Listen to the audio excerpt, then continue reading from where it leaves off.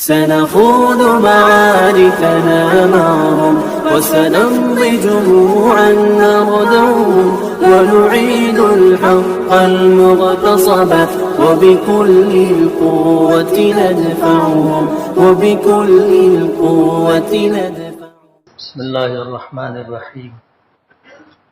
نحمده ونصلي على رسوله الكريم.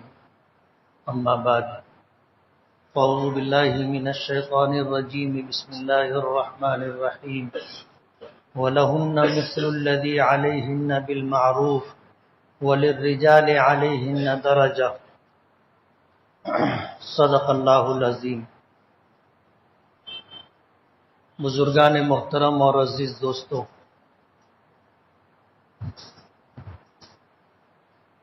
بحیثیت انسان اللہ پاک نے عورتوں کو جو حقوق عطا کیے ہیں وہ دنیا کی کسی شریعت اور کسی مذہب میں نہیں پائے جاتے. عورتوں کی تخلیق کس طرح ہوئی ہے آپ کو پتہ ہے کہ اللہ تعالیٰ نے حضرت آدم علیہ نبینا علیہ السلام کی تخلیق فرمائی. آدم علیہ السلام کا پتلا مٹی سے بنوایا اور پھر اللہ پاک نے اس میں روح پھونکی. آدم علیہ السلام کو اللہ نے وجود عطا کیا. جنت میں رکھا تھا، تنہائی سے وحشت ہونے لگی تو اللہ پاک نے حضرت آدم علیہ السلام کی بائیں پسلی سے مائی حوا کی تخلیق کی. اور یہ قرآن کریم میں اللہ پاک کی طرف سے تذکرہ موجود. نبی کریم صلی اللہ علیہ وسلم نے بھی اپنے ارشادات میں اس کی وضاحت فرمائی ہے اور یہ بھی فرمایا کہ حضرت آدم علیہ السلام کی بائیں پسلی سے، اور وہ بھی بائیں پسلی کی اس ہڈی سے جو سب سے زیادہ ٹیڑھی ہوتی ہے، اس سے مائی حوا کی تخلیق کی گئی. اور یہ فرمایا آپ نے کہ جب عورت کی خلقت اور اس کی پیدائش مرد کی بائیں اور ٹیڑھی پسلی سے کی گئی ہے تو اس میں ٹیڑھا پن ہے اور رہے گا. تم اگر چاہو گے کہ وہ ٹیڑھا پن ختم ہو جائے تو کبھی ختم نہیں ہوگا، اور اگر تم اس کو سیدھا کرنے کے درپے ہو جاؤ گے تو وہ ٹوٹ جائے گی، اور اس کا ٹوٹ جانا طلاق ہے، شوہر سے علیحدگی ہے. حضور نے فرمایا اس کی طبیعت میں کجی ہے اور اس کے ٹیڑھے پن کے ساتھ اس سے فائدہ اٹھاؤ. اس کا یہ مطلب نہیں ہے کہ مرد کے مقابلے میں عورت میں کوئی خرابی ہے یا برائی ہے. حضور نے فرمایا الدنیا کلھا متاع وخیر متاع الدنیا المرأۃ الصالحہ، کہ دنیا میں راحت اور نفع اٹھانے کی چیزوں میں سے بے شمار چیزیں اللہ نے رکھی ہے. ساری دنیا متاع ہے اور اس میں بہترین راحت اور نفع اٹھانے کی چیز نیک بیوی، المرأۃ الصالحہ. صالحہ کی تاکید ہے. عورت اور وہ بھی نیک ہو، پاک دامن ہو، خوددار ہو، غیرت مند ہو، عبادت گزار ہو اور شوہر کی فرما بردار اور خدمت گزار.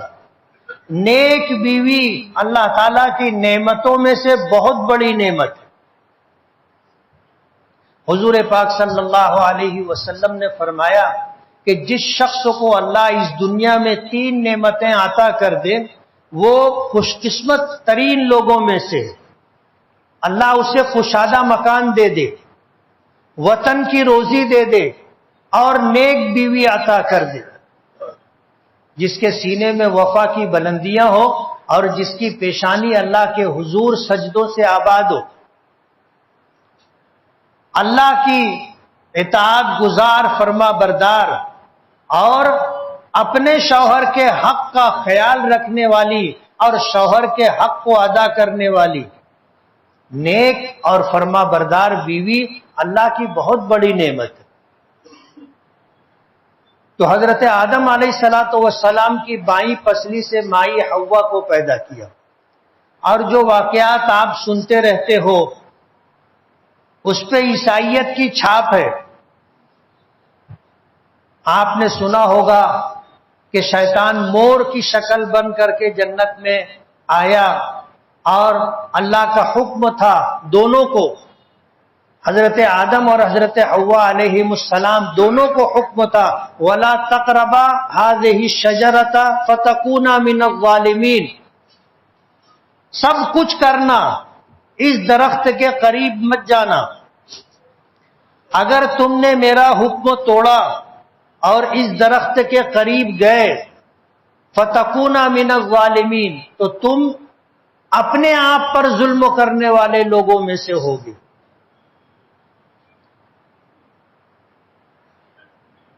واقعہ سنا ہوگا کہ مور کی شکل میں شیطان آیا اور مائی حوا کو بہکایا، اور پھر مائی حوا نے حضرت آدم کو بہکایا، اور جا کر کے اس درخت کا پھل دونوں نے کھا لیا، جس کی وجہ سے جنت کے کپڑے اتر گئے، اور اللہ نے دونوں کو جنت سے نکال کر کے زمین پر اتار دیا۔ انجیل میں یہ لکھا ہے کہ مائی حوا نے حضرت آدم علیہ السلام کو بہکایا تھا، اور ہم میں بھی یہی بات چرچے میں رہتی ہے، اور وقتاً فوقتاً کبھی بات ہوتی ہے تو یہی بات کہی جاتی ہے۔ پنچایت میں بھی بعض اوقات یہ بات آ جاتی ہے کہ جنت میں بہکائی تو دنیا میں کیا۔ انجیل میں موجود ہے کہ مائی حوا نے حضرت آدم علیہ السلام کو گمراہ کیا تھا، بہکایا تھا۔ قرآن کریم اس کی نفی کرتا ہے۔ قرآن کریم کہتا ہے فَأَزَلَّهُمَا الشَّيْطَانُ عَنْهَا، کہ شیطان نے ان دونوں کو گمراہ کیا، حضرت آدم اور مائی حوا کو۔ دونوں کے پاس جا کر کے شیطان نے جو کچھ کرنا تھا بہکانے کا کام کیا۔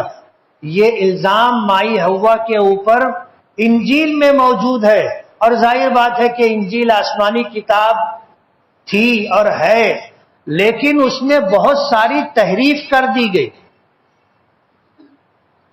توریت میں بھی عورت کو ذلت کی نشانی قرار دیا گیا۔ عورت کا دنیا میں کوئی مقام نہیں تھا،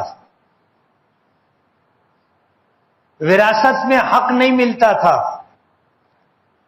ناپاکی کے شرعی عذر کی بنا پر عورتوں کو سماج میں ایک دم الگ تھلگ کر دیا گیا تھا کہ نہ وہ کسی کے ساتھ بات چیت کر سکتی ہے، نہ اٹھ بیٹھ سکتی ہے، نہ کھا پی سکتی ہے، بالکل اس کو علیحدہ کر دیا گیا۔ یہودیت میں یہ پیغام ہے۔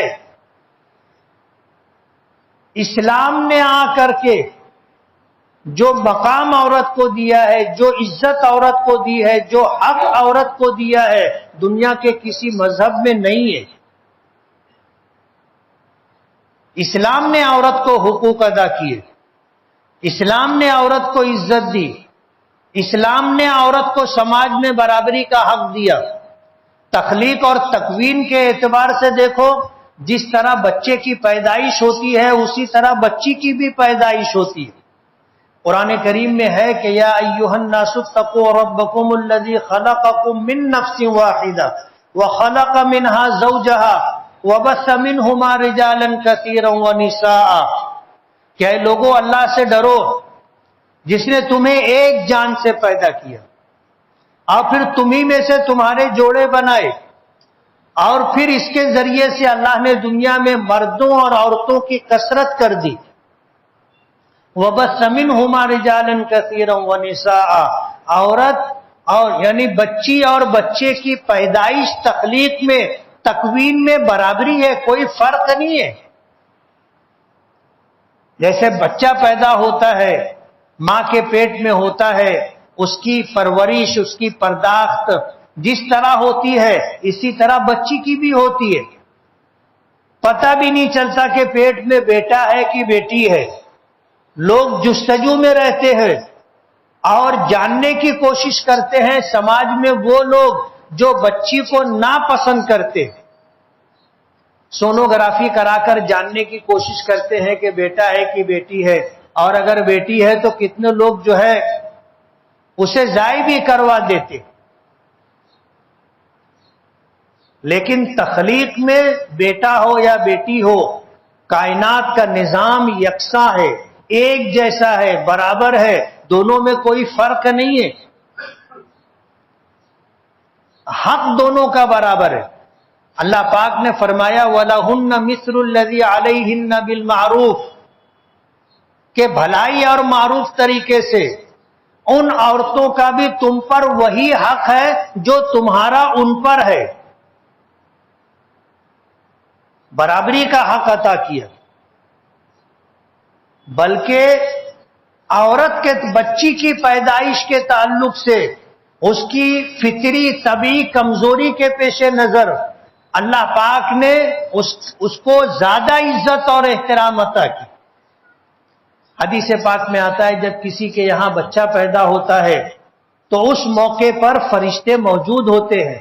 اللہ کا اس کائنات میں غیبی نظام ہے، ایک غیبی نظام ہے۔ اللہ نے ہمارے لیے جو نظام بنایا اس میں شیطان ہمارا کھلا ہوا دشمن ہے، ہر موقع پر وہ ہمیں نقصان پہنچانے کی کوشش کرتا ہے۔ اللہ نے فرشتوں کی ایک جماعت بنائی جسے حفظہ کہتے ہیں، ہم میں سے ہر ایک کے ساتھ فرشتوں کی ایک جماعت ہوتی ہے جو 24 گھنٹہ ہماری حفاظت کرتی ہے، 24 گھنٹہ ہماری حفاظت کرتی ہے۔ اور بے شمار واقعات اس طرح کے پیش آتے ہیں کہ لوگ جان لینے کے درپے ہوتے ہیں، لوگ نقصان پہنچانے کے درپے ہوتے ہیں، لیکن کچھ ایسی صورتحال بن جاتی ہے کہ آدمی بچ جاتا ہے۔ یہ قدرت کا ایک نظام ہے، آپ کو پتہ نہیں ہے۔ کچھ اگر آپ کی طرف آنے لگا اور آنکھ میں جانے کی بات آئی، آنکھ کیسے جھپکتی ہے؟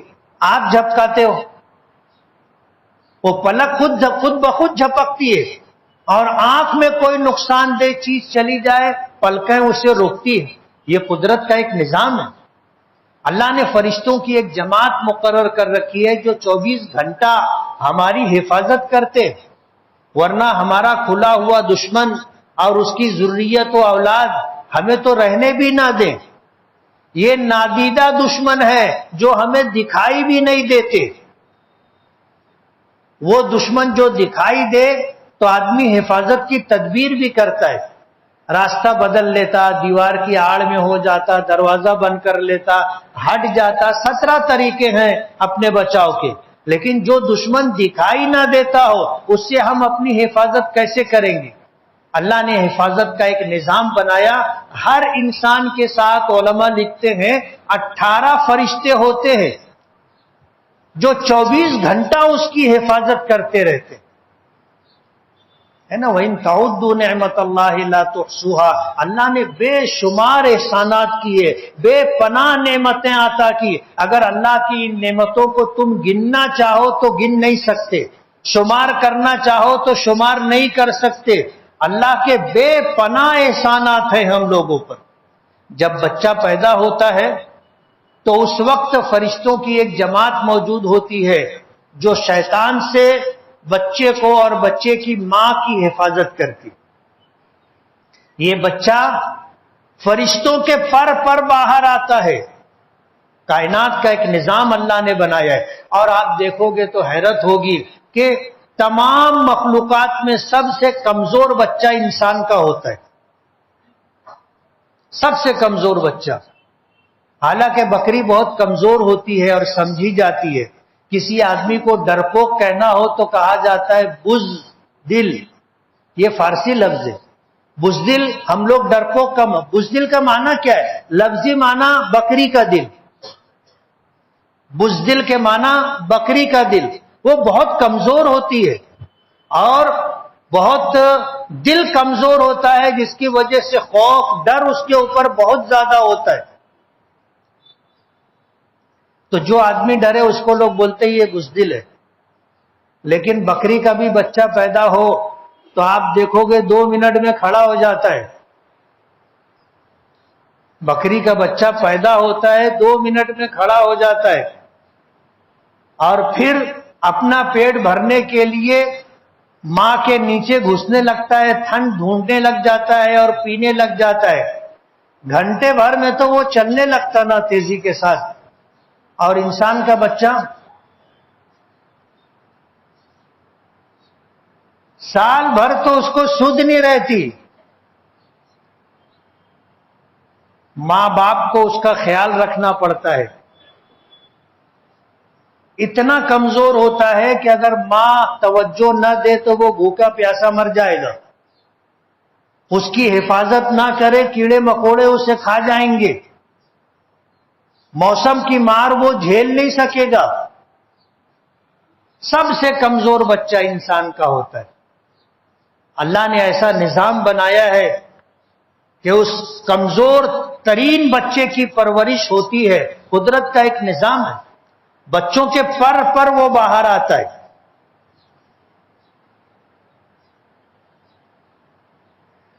تو بچے کی پیدائش ہو یا بچے کی پیدائش ہو, دونوں تخلیق اور تکوین کے اعتبار سے برابر ہیں.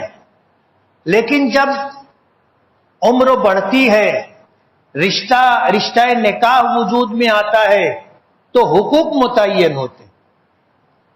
بچے کے مقابلے میں بچی کی پیدائش ہوتی ہے, فرشتوں کی ایک جماعت موجود ہوتی ہے. جب یہ فرشتے اللہ کی بارگاہ میں واپس جاتے ہیں, ڈیوٹی ہوتی ہے فرشتوں کی.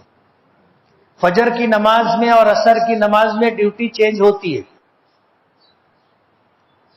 فجر کی نماز میں وہ فرشتے جن کی دن میں ڈیوٹی ہے وہ آتے ہیں, اور وہ فرشتے جو رات بھر ڈیوٹی کرتے رہے وہ جاتے ہیں.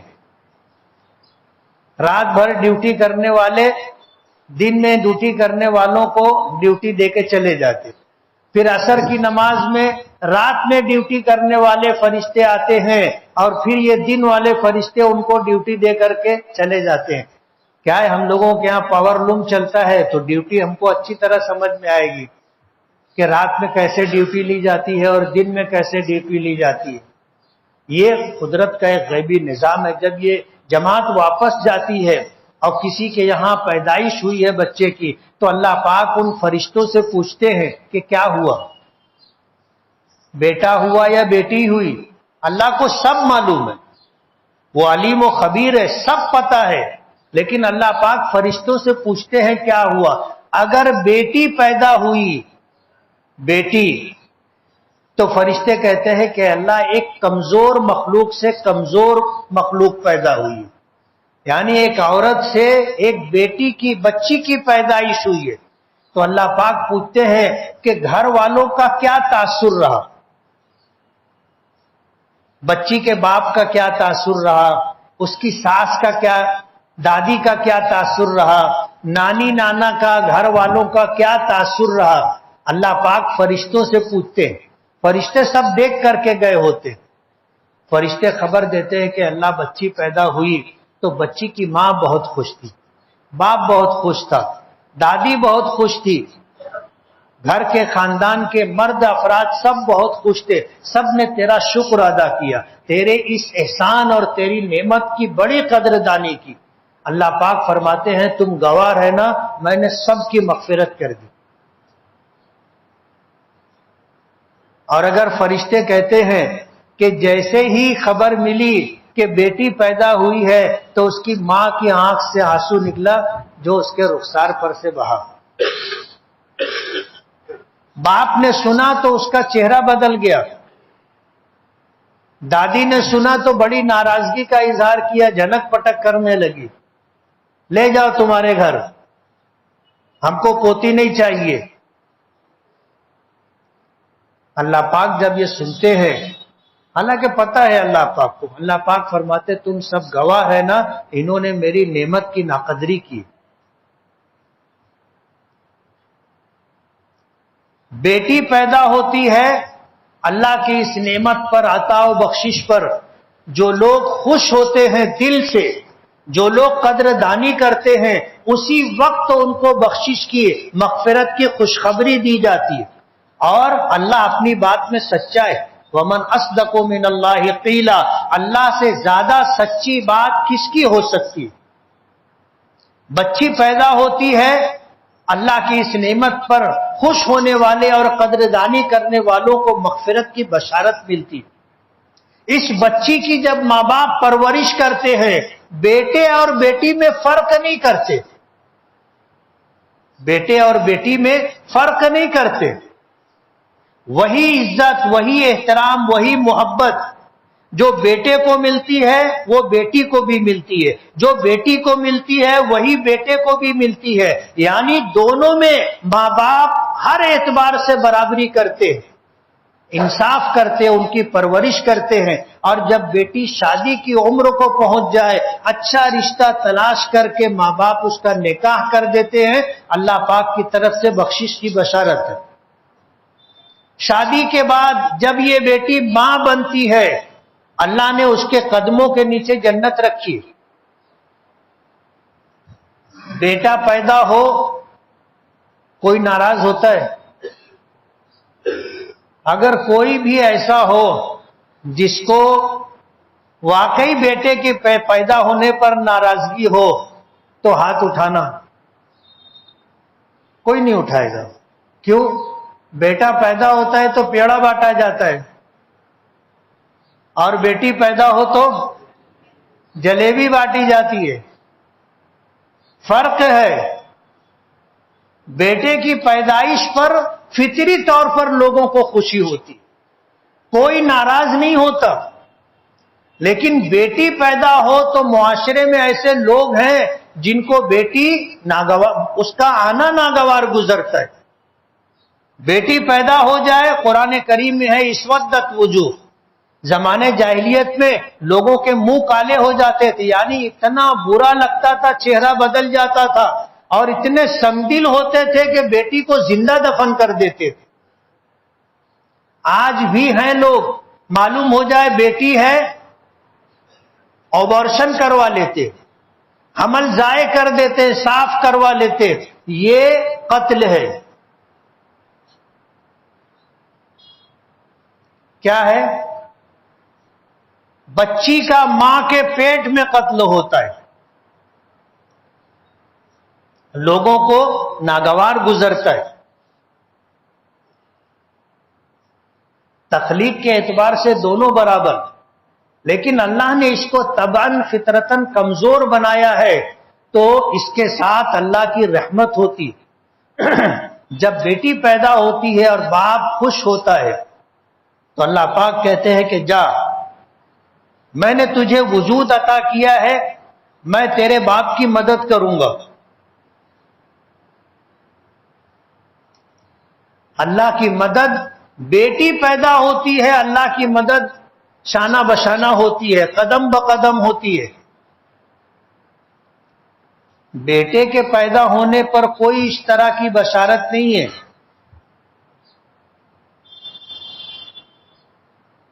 اللہ تعالیٰ کی رحمت، عطا و بخشش کمزوروں کے ساتھ ہوتی.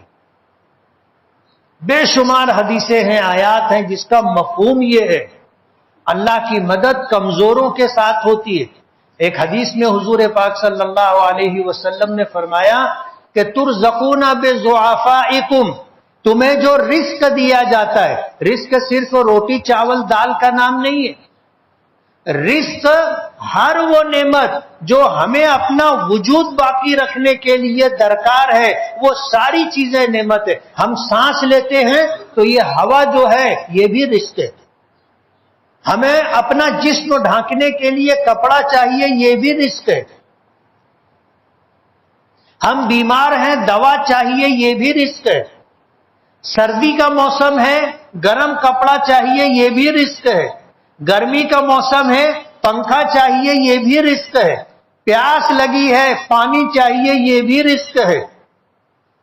اندھیرا ہے، کچھ دیکھنا ہے، روشنی چاہیے، یہ بھی رزق ہے.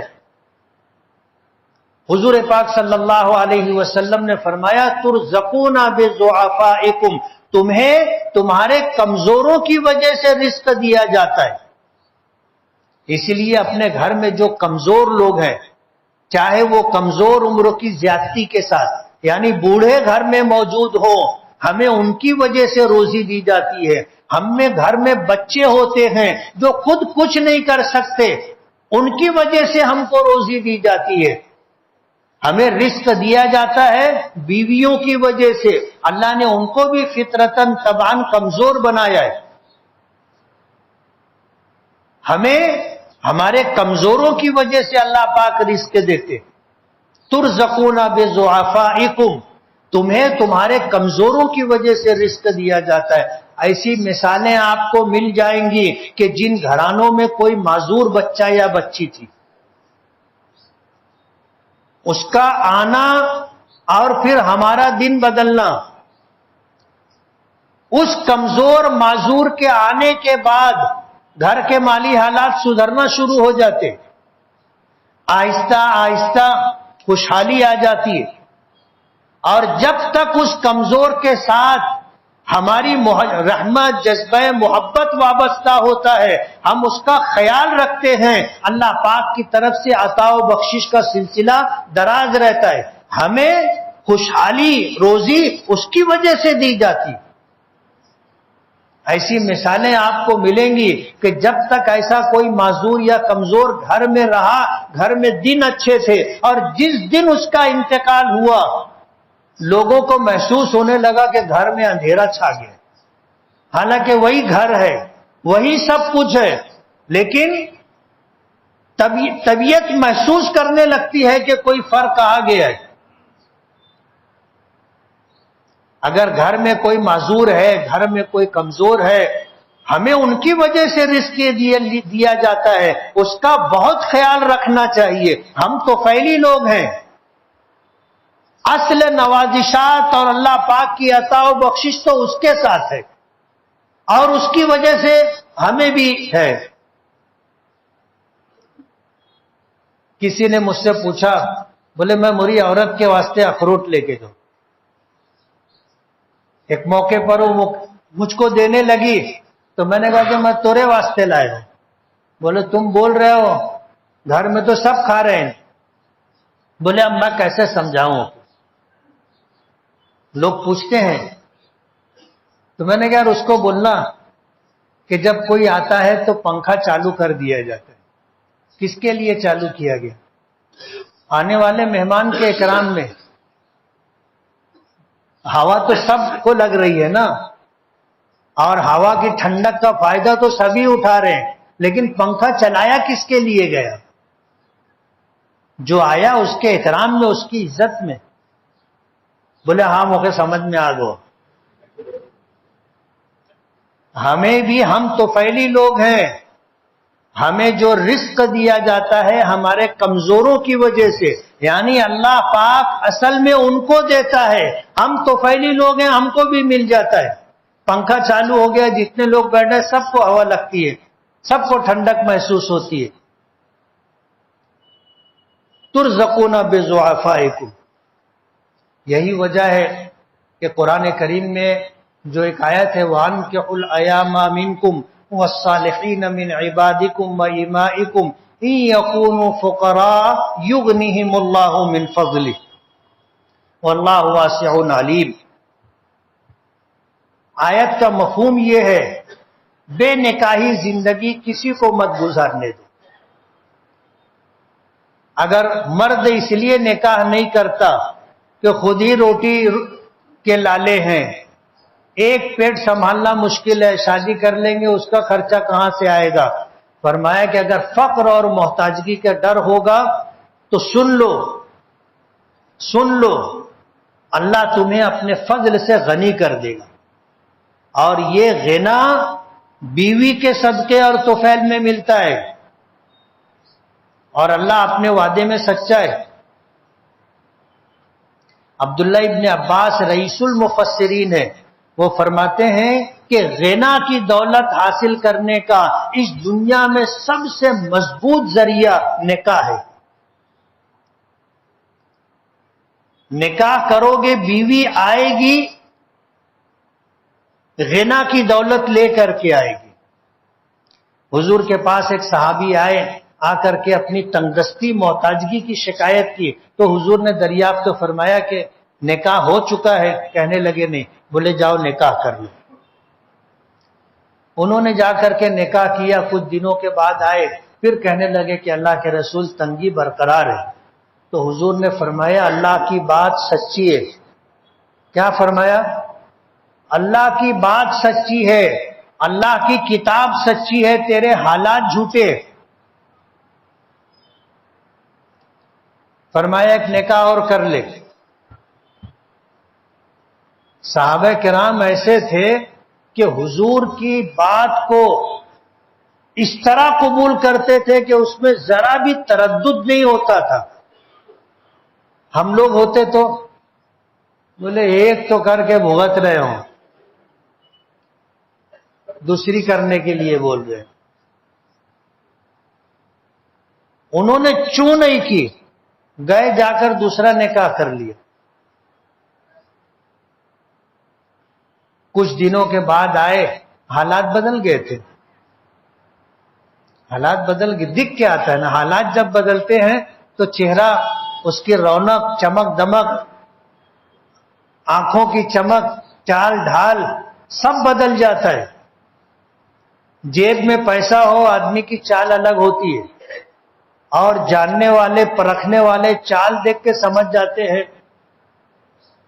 اور یہ بھی سمجھ لیتے ہیں کہ اب یہ آ رہا ہے تو اس کی چال اور انداز سے سمجھ جاتے ہیں کہ یہ نہ مانگنے کے لیے آ رہا ہے. تو جیب میں پیسہ ہو تو چال بدل جاتی ہے، انداز بدل جاتا ہے، اور نہیں ہو تو چال ڈھال انداز بدل جاتے. اذا جاء البرد والطیالس، سردی آتی ہے، سردی سے بچنے کا سامان مارکیٹ میں بکنے کے لیے آ جاتا ہے. آتا ہے کہ نہیں آتا ہے؟ ابھی تم جاؤ دیکھو تم کو سوٹر ملے گا کیا، جیکٹ ملے گی کیا، موسم بدل گیا. تو سردی آتی ہے تو لوازمات کے ساتھ آتی ہے، اسی طرح خوشحالی آتی ہے تو لوازمات کے ساتھ آتی ہے. غربت، تنگ دستی، محتاجگی آتی ہے تو ساتھ میں کچھ چیزیں آتی ہے. آدمی کا سب کچھ بدل جاتا. حضور کی خدمت میں آئے، حضور نے دریافت فرمایا. انہوں نے کہا کہ الحمدللہ. حدیث پاک میں آتا ہے جس کی ایک بیوی ہو وہ مسکین ہے. کیا ہے؟ میں یہ نہیں کہہ رہا ہوں کہ تم جانا اور دوسری کر لینا، میں یہ نہیں کہہ رہا ہوں. حدیث میں یہ ہے ایک بیوی والا مسکین. دو کے بارے میں کچھ اور فرمایا، تین کے بارے میں کچھ اور فرمایا، چار بیویوں کے بارے میں حضور نے کچھ اور فرمایا. موضوع الگ ہے، کسی وقت انشاءاللہ اس پہ تفصیل سے بات کریں گے. بتانا یہ ہے کہ عبداللہ ابن عباس فرماتے ہیں کہ اگر تم خوشحالی اور غنا چاہتے ہو تو نکاح کرو. اس سے زیادہ مؤثر ذریعہ کوئی دوسرا نہیں ہے. اللہ کی رحمت، اللہ کی مدد کمزوروں کے ساتھ ہے. ترزقون بضعفائکم، تمہیں تمہارے کمزوروں کی وجہ سے رزق دیا جاتا ہے. اس لیے اپنے گھر میں اگر ماں ہے، بہن ہے، بیوی ہے، بیٹی ہے، ان کا خیال رکھنا چاہیے. ان کا خیال رکھنا چاہیے اور اس نظر سے دیکھنا چاہیے کہ ان کی وجہ سے اللہ پاک مجھ کو دے رہے. اگر یہ خیال دل میں رہے گا تو کبھی ماں کے ساتھ برا سلوک آپ نہیں کرو گے، کبھی بہن کے ساتھ برا سلوک نہیں کرو گے، کبھی بیوی اور بیٹی کے ساتھ برا سلوک نہیں کرو گے. اگر دل میں یہ خیال ہوگا کہ مجھے جو کچھ ملا ہے یا مل رہا ہے یہ اس کی برکت سے مل رہا ہے، تو ہم کبھی ماں، بہن، بیٹی، بیوی کی ناقدری نہیں کریں گے، ان کی بے عزتی اور ان کے ساتھ بدسلوکی نہیں کریں گے. یہ حدیث ہے ترزقون بضعفائکم، تم کو تمہارے کمزوروں کی وجہ سے رزق دیا جاتا ہے. تو عورت کا اپنا ایک مقام ہے. اسلام نے عورت کو جو مقام دیا ہے وہ ماضی میں کسی مذہب نے نہیں دیا. اسلام نے ان کو جو عزت اور سربلندی دی ہے وہ کسی دوسرے مذہب نے نہیں دی، اور اسلام نے ان کے حقوق متعین کیے ہیں. انشاءاللہ اگلے ہفتے اس کو بیان کریں گے. وآخر دعوانا ان الحمدللہ رب العالمین.